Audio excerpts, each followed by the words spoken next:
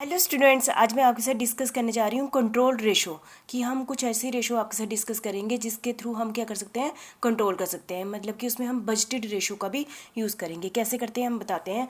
Budgeted control ratio हम formula भी आपको बताएंगे। Control is the process of ensure the activity of the organisation confirm to. Control किसे कहते हैं कि जब हमने जो एक्टिविटी है हमारे जो हमने प्लान किया था उसके अकॉर्डिंग हो रही है, जो हमने ऑब्जेक्ट है हमारा क्या अचीव हो गया है। यदि हो गया तो इसका मतलब हमारा कंट्रोल है, ठीक है। और the function of the control is concern with satisfying one self that the actual work proceed according to that which is budgeted. कि जो हमने बजट में डिसाइड किया था वैसा ही हमारा काम हुआ है, ठीक है। ये फंक्शन होता है कंट्रोल का। एक control system is a communication network. एक कंट्रोल सिस्टम क्या होता है, कम्युनिकेशन नेटवर्क है, ये हमें बताता है ना।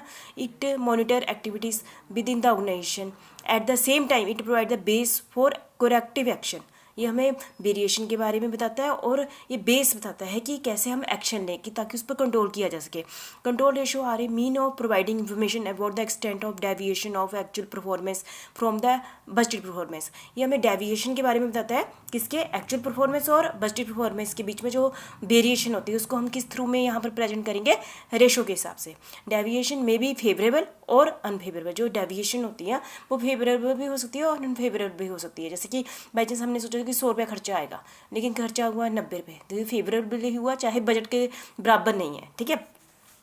ए रेशो विच इज 100% और मोर, जो मैं अभी नेक्स्ट स्लाइड में आपके साथ डिस्कस करूँगी। यदि उस रेशो को हम कैलकुलेट कर लें, वो रेशो 100% या इससे ज़्यादा आती है तब हम कहेंगे फेवरेबल है, ठीक है। यदि रेशो 100% से नीचे आती है तो हम कहेंगे अनफेवरेबल है, ठीक है। तो हम देख लेते हैं कौन कौन सी रेशो है। सबसे पहली हमारी क्या है, एक्टिविटी रेशो। वैसे तो हमने रेशो पढ़ी हुई है ना, देखो पर इसमें थोड़ा ध्यान रखना हमने ना। स्टैंडर्ड आवर, हमने कोई भी एक्चुअल प्रोडक्शन है, हमने सोचा कि हमने 500 यूनिट प्रोड्यूस करने हैं तो उसके स्टैंडर्ड आवर इतने होने चाहिए, है ना।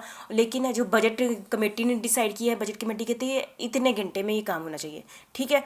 वो standard hour for actual production और डिवाइडेड बाय बजटेड आवर के डिवाइडेड कर दिया और मल्टीप्लाई बाय 100, तो जो भी आगी एक्टिविटी रेशियो आ गई।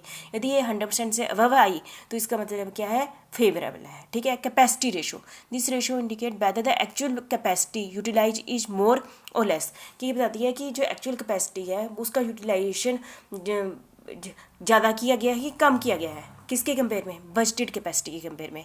तो उसका फार्मूला क्या है, देखो आप देख रहे हैं, बजटेड आवर नीचे लिए, बजटेड आवर हम बजट को हम नीचे ले रहे हैं, ठीक है, और एक्चुअल परफॉर्मेंस को ऊपर ले रहे हैं, ठीक है। तो capacity ratio is equal to actual hours worked, कितने घंटे काम किया गया, और डिवाइडेड बाय बजटेड आवर, है ना।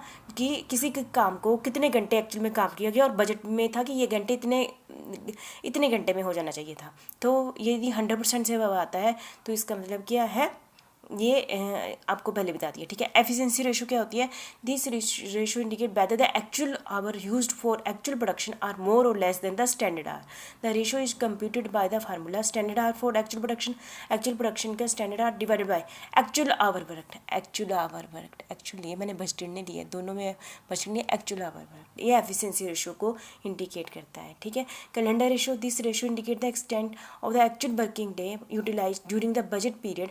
It is calculated by application of following formula.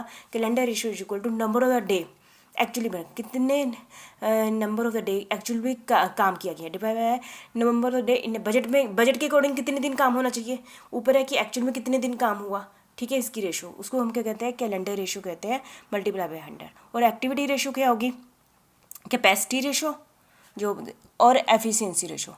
तो क्या आ गई, हमारी एक्टिविटी रेशो आ गई, ठीक है।